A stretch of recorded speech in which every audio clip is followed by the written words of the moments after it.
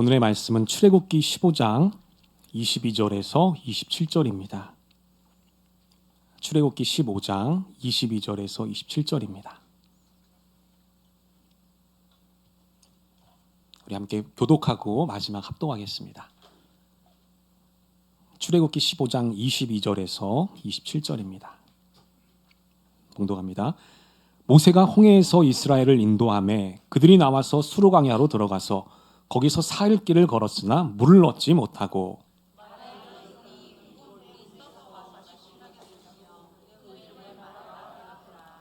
백성이 모세에게 원망하여 이르되 우리가 무엇을 마실까 하매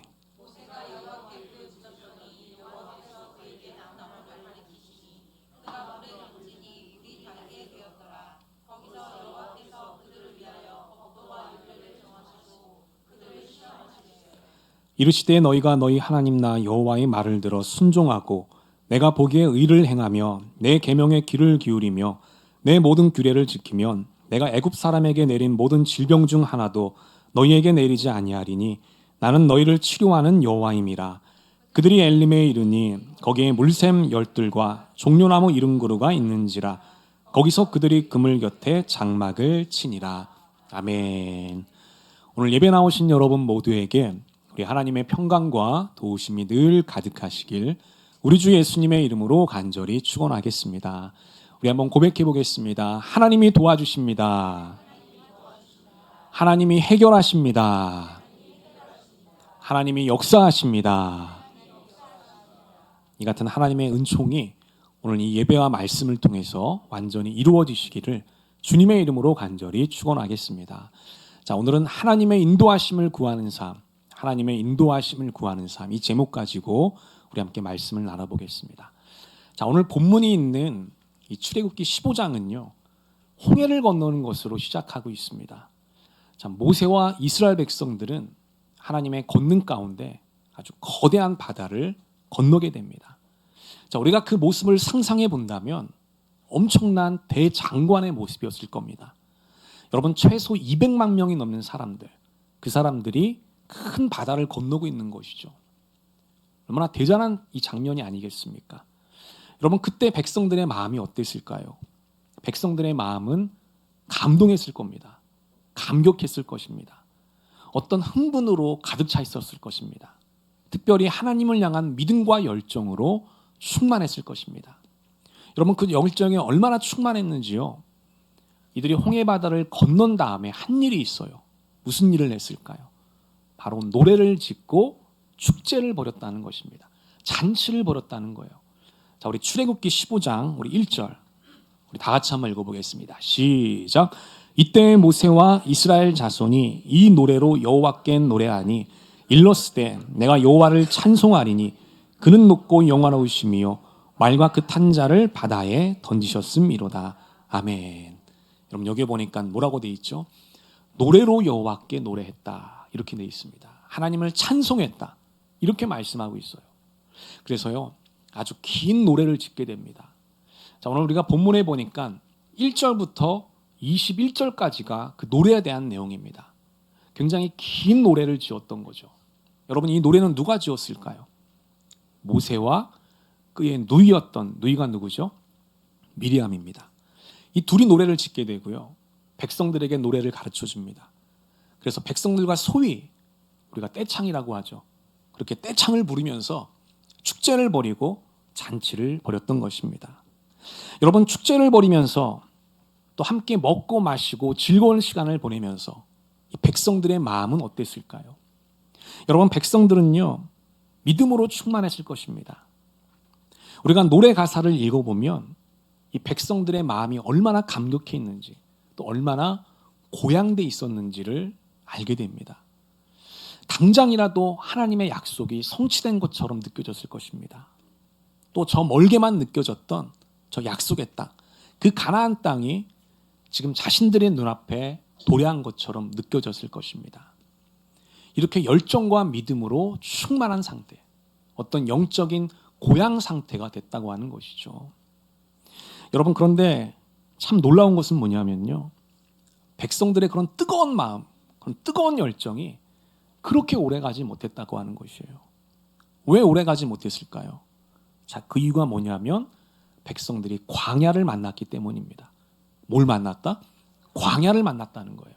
사막, 황무지를 만났기 때문이라는 겁니다. 여러분, 홍해를 건넌 다음 백성들을 기다리고 있었던 것은요, 어떤 약속의 성취도 아니었고요, 달콤한 일상도 아니었다는 겁니다. 광야가 그들을 기다리고 있었다는 겁니다. 자, 우리 출애굽기 15장 22절 우리 한 번 더 읽어보겠습니다. 시작. 모세가 홍해에서 이스라엘을 인도하매 그들이 나와서 수르광야로 들어가서 거기서 사흘 길을 걸었으나 물을 얻지 못하고. 아멘. 여기 보니까 광야로 들어갔다 이렇게 나옵니다. 근데 그 광야의 이름이 나오죠. 이름이 무엇이죠? 수르광야였습니다. 여러분, 이 수르광야는 백성들이 홍해를 건너고 가장 먼저 만났던 광야입니다. 그 광야로 들어갔다는 거죠. 자, 그럼 우리 수르광야의 모습이 어떤지 우리 사진 한 장 한번 보겠습니다. 이게 수르광야의 모습이에요. 광야를 보시면 여러분, 나무 한 포기가 없죠.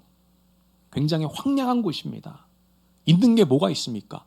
돌들이 보이고요, 모래들이 보입니다. 돌과 모래만 있는 굉장히 삭막한 곳이었다는 것이죠. 여러분, 저 수르광야는요, 한낮의 온도가 얼마나 올라갈까요? 무려 40도에서 50도까지 올라가요. 게다가 더 놀라운 거는 지표면의 온도입니다. 여러분, 지표면의 온도는 60도가 넘는다는 거예요. 거의 70도까지 육박한다는 거죠. 여러분, 이쯤 되면 저 땅에 맨발로 서 있는 게 가능할까요? 맨발로 서 있는 건 거의 불가능한 것이죠. 굉장히 삭막하고 황량한 것이 수르광야였다는 것입니다. 다음 사진 보겠습니다. 이렇게 지표면 온도가 60도, 70도가 되니까요, 여러분, 땅 표면에 수분이 있다는 겁니까? 없다는 겁니까? 없다는 거죠. 저렇게 땅이 갈라진다는 겁니다. 저런 모습들을 쉽게 볼 수 있는 곳이 수르광야였다는 것이죠.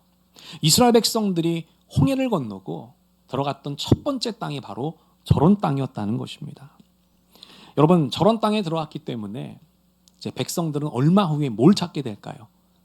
당연히 물을 찾게 되게 되죠. 그래서 그 물을 찾기 위해서 3일을 헤매게 됩니다. 그리고 겨우 이 샘 하나를 발견하게 되는데 그 샘의 이름이 바로 오늘 본문에 나오는 마라의 샘이었다는 것이죠. 여러분, 이 마라의 샘은 지금도 그 자리가 남아 있습니다. 우리 다음 사진 보겠습니다. 이게 마라의 샘입니다. 우리가 사진으로 보면 굉장히 좀 작은 것처럼 보이는데 실제로 보면 굉장히 큰 우물처럼 되어 있습니다. 여러분, 주변에 보면 나무들이 굉장히 많죠. 저 나무가 무슨 나무일까요? 저 나무는 이제 종려나무입니다. 여러분, 성경에 보면 이 종려나무들이 종종 나오거든요. 근데 그 종려나무들이 뭘 상징하냐면 이 쉼과 안식을 상징하고 있어요. 우리가 이 종려나무를 영어로 보면 뭐라고 되어 있냐면 팜트리라고 되어 있습니다. 팜. 그럼 이 팜이 뭐겠습니까? 이 야자수를 뜻하는 것이거든요. 여러분, 우리가 야자수 하면은 어떤 이미지가 떠오르죠? 어떤 느낌이 떠오릅니까? 뭔가 갈증을 해소하는 시원한 느낌이 떠오르죠. 그래서 그런 이미지 때문에 이 종려나무는 쉼과 안식을 상징하기도 합니다. 그러니까 이 마라가요, 이스라엘 백성들에게 안식과 쉼을 제공했던 아주 좋은 안식처가 됐다고 하는 것입니다. 자, 그런데 참 재밌는 것은 처음부터 이 마라의 샘이 좋은 안식처는 아니었다는 거예요. 그 이유가 무엇이죠? 오늘 본문에 보니까 그 물이 썩기 때문이다. 물이 쓰다는 뜻이에요.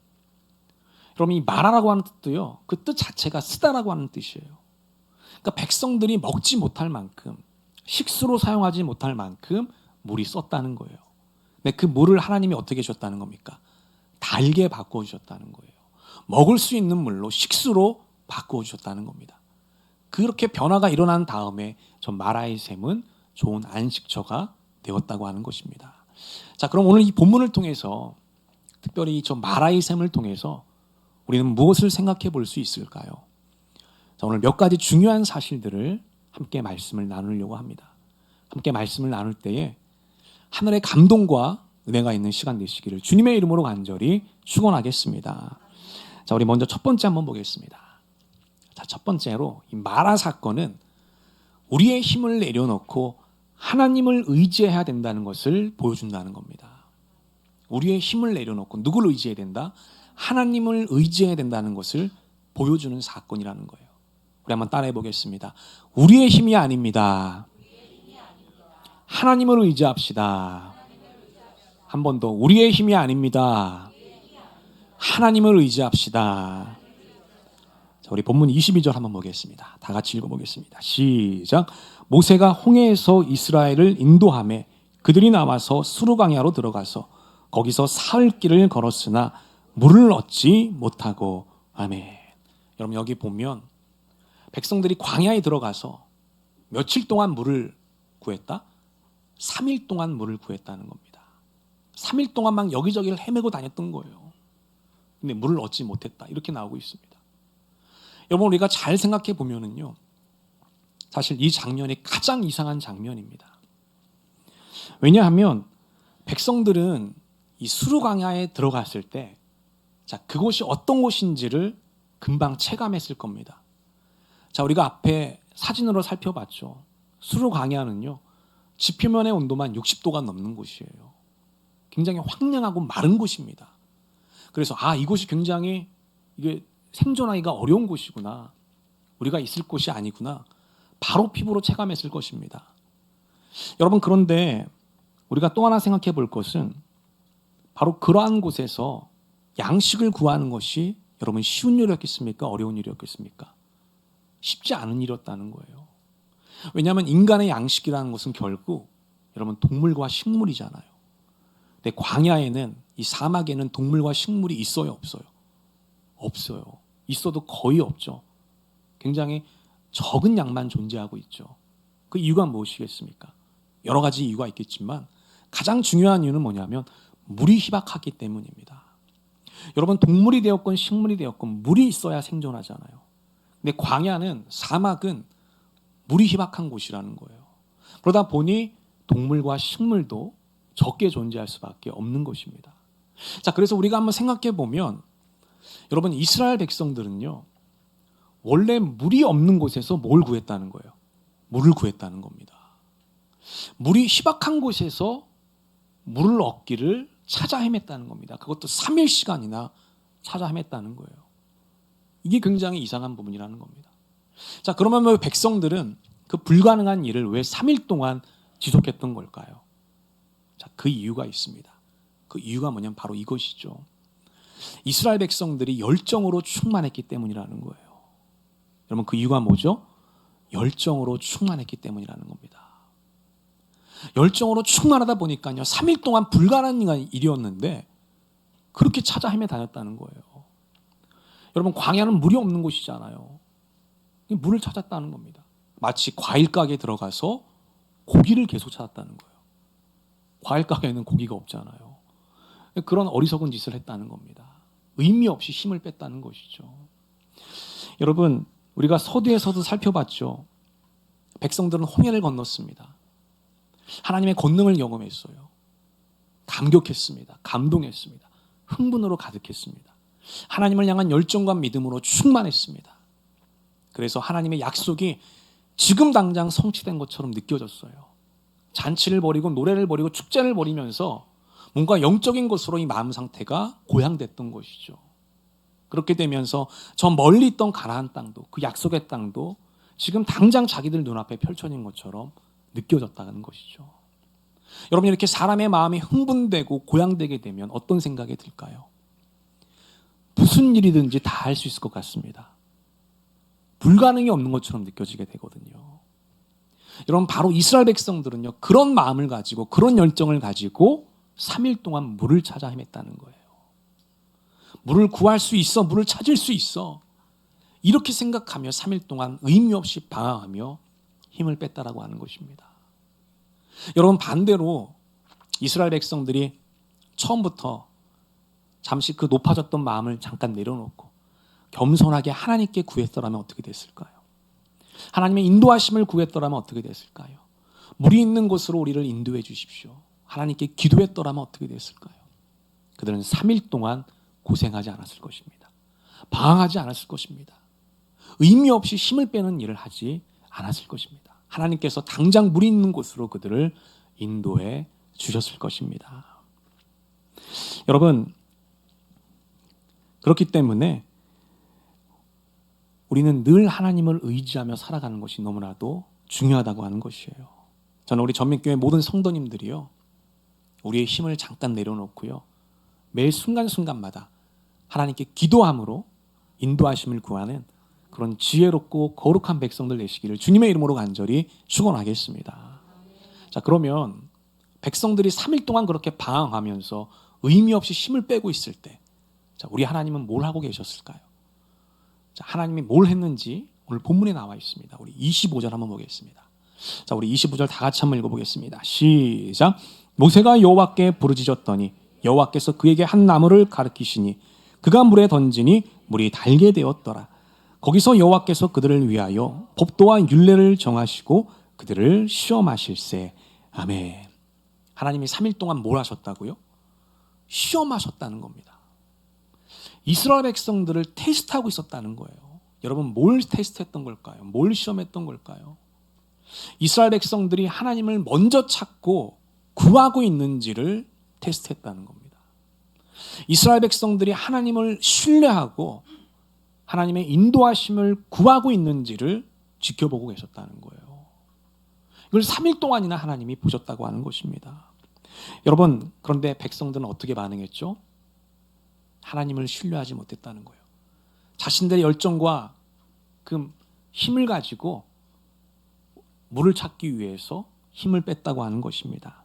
여러분, 이 마라 사건을 통해서 우리가 알 수 있는 사실이 하나 있습니다. 그것이 바로 이것입니다. 광야에선 인간의 힘만으로는 살아갈 수 없다라고 하는 것입니다. 이걸 우리들에게 보여줘요. 여러분, 우리가 아무리 지식이 있어도요, 아무리 경험이 있어도요, 우리에게 어떤 특별한 능력이 있어도요, 광야 한복판에서는, 그 사막 한가운데서는요, 인간의 힘으로만 살아갈 수는 없다라고 하는 것이에요. 이걸 가르쳐주고 있다라는 것입니다. 우리의 힘을 내려놓고 우리가 어떤 자신만만한 그런 열정과 마음을 내려놓고요, 누구를 의지해야 된다? 하나님을 의지한다는 것이에요. 저는 여러분들이 그렇게 하나님을 의지하며 살아가게 되시기를 주님의 이름으로 간절히 축원하겠습니다. 여러분, 영적인 눈으로 보면 이 성경에서 말하는 광야는요, 우리가 살아가는 이 삶의 자리를 얘기해요. 세상을 의미하고 있습니다. 여러분, 그렇기 때문에 우리도 마찬가지라고 하는 거죠. 우리가 광야 같은 이 세상을 살아가는 동안 우리의 힘만으로 살아갈 수 없다는 거예요. 우리가 아무리 지식이 있어도요, 우리가 아무리 학벌이 좋아도요, 우리가 아무리 전문가 소리를 들어도요, 우리의 능력만으로는 이 세상을 살아갈 수 없다라는 거예요. 우리의 능력만으로, 우리의 열정만으로 살아가게 되면 반드시 이스라엘 백성들이 겪었던 것처럼 방황하는 시간이 있게 된다는 겁니다. 이스라엘 백성들은 3일 동안 방황했어요. 그러고 나서도 물을 얻지 못했다고 나옵니다. 우리의 인생이 그렇게 된다는 겁니다. 그래서 여러분, 우리가 누구를 의지해야 한다는 거예요? 하나님을 의지하며 살아가야 한다는 것입니다. 그게 지혜이고 그게 명철인 줄로 믿습니다. 저는 우리 전민교회 모든 성도님들이 우리의 실력이나 우리의 지식이나 우리의 경험이나 우리의 특별한 능력과 상관없이 매 순간순간마다 하나님을 의지하며 그분의 선한 인도하심을 구하는 삶을 살게 되시기를 우리 주님의 이름으로 간절히 축원하겠습니다. 우리가 그런 삶을 살게 되잖아요. 우리 인생에 불필요한 방황들이 없어지게 되는 거예요. 이스라엘 백성들은 3일 동안 방황했어요. 그런 방황들이 없어지게 된다는 겁니다. 하나님의 정확한 인도하심을 경험할 수가 있게 된다는 것입니다. 저는 여러분들이 그런 풍성하고 경제적인 삶을 살게 되시기를 주님의 이름으로 간절히 축복하겠습니다. 그게 오늘 첫 번째 메시지입니다. 자, 이제 두 번째 한번 보겠습니다. 자, 두 번째는 이것이죠. 자, 마라의 사건은요, 하나님의 음성을 듣고 순종하는 것이 얼마나 큰 능력인지를 보여준다는 것이죠. 마라의 사건은요, 우리가 주님의 음성에 귀를 기울이고 그 말씀대로 살아가는 것이 얼마나 큰 능력인지를 보여준다는 것입니다. 자, 우리 본문 26절 한번 보겠습니다. 26절 다 같이 한번 읽어볼게요. 시작. 이르시되 너희가 너희 하나님 나 여호와의 말을 들어 순종하고 내가 보기에 의를 행하며 내 계명에 귀를 기울이며 내 모든 규례를 지키면 내가 애굽 사람에게 내린 모든 질병 중 하나도 너희에게 내리지 아니하리니 나는 너희를 치료하는 여호와임이라. 아멘. 여러분, 이 말씀에 보니까 참 대단한 말씀이 있습니다. 어떤 말씀이죠? 우리가 하나님 말씀에 귀를 기울이고, 여러분 귀를 기울인다는 건 뭐예요? 하나님이 지금 나에게 무슨 말씀을 하시는지 우리의 관심을 기울이는 것입니다. 그리고 그 하나님이 어떤 말씀을 하시든지 그 말씀대로 우리가 준행하며 살아갈 때 엄청난 축복을 주신다는 거예요. 근데 그 축복이 지금 뭐라고 나와 있습니까? 질병을 치료해 주신다는 것입니다. 놀라운 약속입니다. 여러분, 예나 지금이나 인류가 탄생된 이래로 우리 인간을 가장 많이 괴롭히는 것이 무엇이에요? 질병이거든요. 이 질병은 인류가 존재하는 한 사라지지 않을 겁니다. 의학이 발달하고 기술이 발전하면서 여러 가지 질병들이 정복되었죠. 근데 여러분, 정복되면 뭐 좋은 일이죠. 근데 참 불행하게도 새로운 질병들이 또 나타난다는 거예요. 그러니까 여러분, 플러스 마이너스가 거의 동일하다는 것이죠.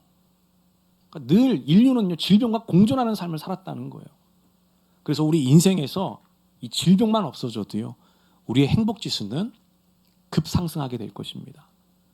때문에 이 질병을 잘 다루는 문제가 우리 인생에서 참 중요한 문제가 된다는 것이죠. 근데 놀랍게도 하나님이 그 질병의 문제를 해결해 주시겠다, 이렇게 약속해 주셨다는 거예요. 엄청난 약속인 것입니다. 여러분, 우리가 언뜻 보면 이 마라의 사건은 이 치료하는 것과 그렇게 별로 상관없는 것처럼 보여요. 아니, 그게 도대체 이 치료하는 것과 무슨 상관이지, 마라의 사건이? 그렇게 보입니다. 여러분, 우리가 이 마라의 사건을 잘 보면 이게 치료의 사건과 아주 깊은 관련이 있다는 것을 보게 됩니다. 여러분, 치료한다는 게 무슨 뜻일까요? 우리가 한마디로 얘기하면 우리 몸속에 있는 독을 제거하는 것입니다. 어쨌든 우리 몸속에 나쁜 것들이 있으니까 그것들이 우리 안에서 질병을 유발하게 되는 것이죠. 우리가 그 나쁜 것들을 독이라고 통칭해서 얘기할 수 있다고 한다면 그 독을 제거하는 것이 바로 치료의 행위일 것입니다. 그 독이 제거되어지고 그 안에 새로운 생명이 부어지는 것, 이게 바로 치료라고 하는 것이죠. 네, 여러분, 마라의 사건이 그걸 보여준다는 거예요. 여러분, 마라의 물은 원래 어떤 물이었습니까? 쓴물이었잖아요. 쓰다는 건 뭡니까? 그 안에 독이 있다는 거예요. 나쁜 게 있다는 거예요. 먹을 물이 아니라는 거예요. 근데 하나님이 그 쓴물을 어떻게 바꿔주셨죠? 어떻게 고쳐주셨죠? 단물로 고쳐주셨다는 거예요. 독을 제거해 주셨다는 겁니다. 독이 제거됐다는 것은 마실 물이 됐다는 것이고요, 마실 수 있는 물이 됐다는 것은 우리에게 생명수가 됐다는 것이거든요. 하나님은 그 쓴물을 단물로 고쳐주셨다는 거예요. 이게 마라의 사건이 보여주시는 거죠. 그러면서 그 사건을 통해서 하나님은 이스라엘 백성들에게 이 쓴물이 단물로 바뀌었던 것처럼, 이 쓴물이 단물로 고쳐졌던 것처럼 내가 너희들도 그렇게 치료해 줄 것이다 라고 약속해 주셨다고 하는 것입니다. 네, 여러분, 그 고치는 방법이요, 오늘 본문에 보니까 굉장히 오묘한 방법입니다. 자, 그 방법이 25절에 나와 있는데 우리 한 번 더 보겠습니다.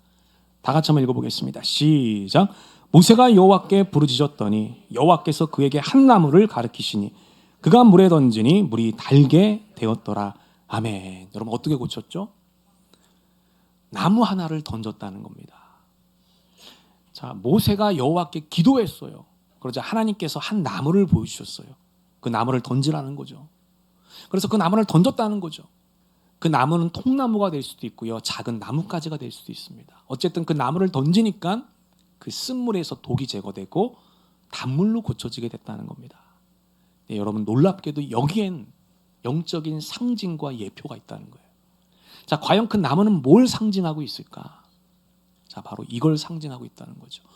예수 그리스도의 십자가를 상징하고 있다는 거예요.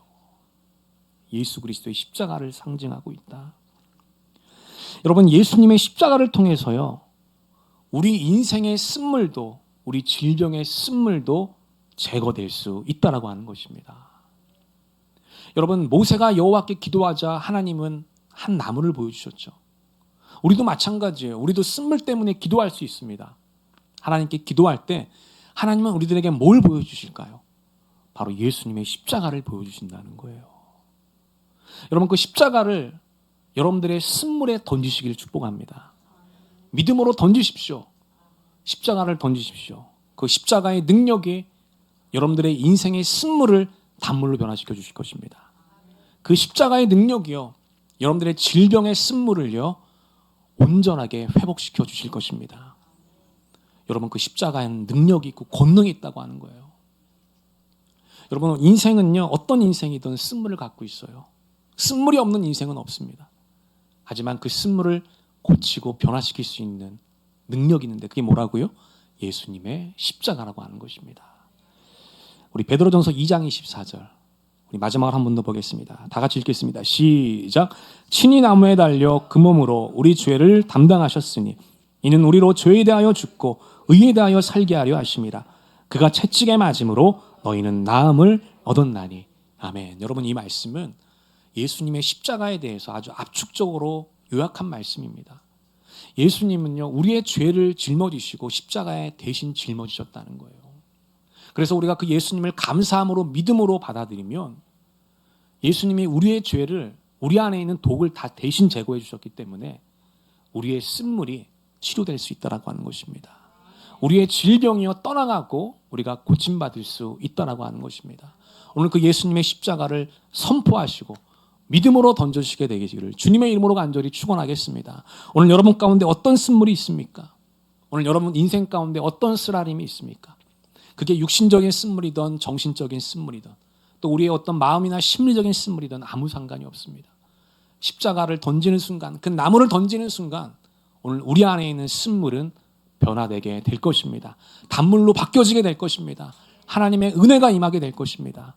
우리의 인생이 달라지게 될 것입니다. 그런 은혜와 은총을 누리는 우리 모든 전민의 가족들 되시기를 주님의 이름으로 간절히 축원하겠습니다. 새롭게 시작하는 이번 한 주도 우리 주 예수님의 십자가의 능력으로 제거되어지고 회복되는 귀한 은혜와 은총을 누리는 우리 모든 전민의 가족들 되시기를 우리 주님의 이름으로 간절히 축원하겠습니다. 아멘. 우리 기도하겠습니다. 하나님 아버지, 오늘도 예배와 말씀을 통해 깨닫게 하시니 감사를 드립니다. 오늘 우리 각자에게 주신 말씀과 깨달음이 있다면 우리 심령에 잘 새겨지게 하여 주시고 이번 한 주도 그 음성 붙잡고 행복하게 살아가는 우리 모두가 되게 하여 주시옵소서. 예수님의 이름으로 간절히 기도합니다. 아멘.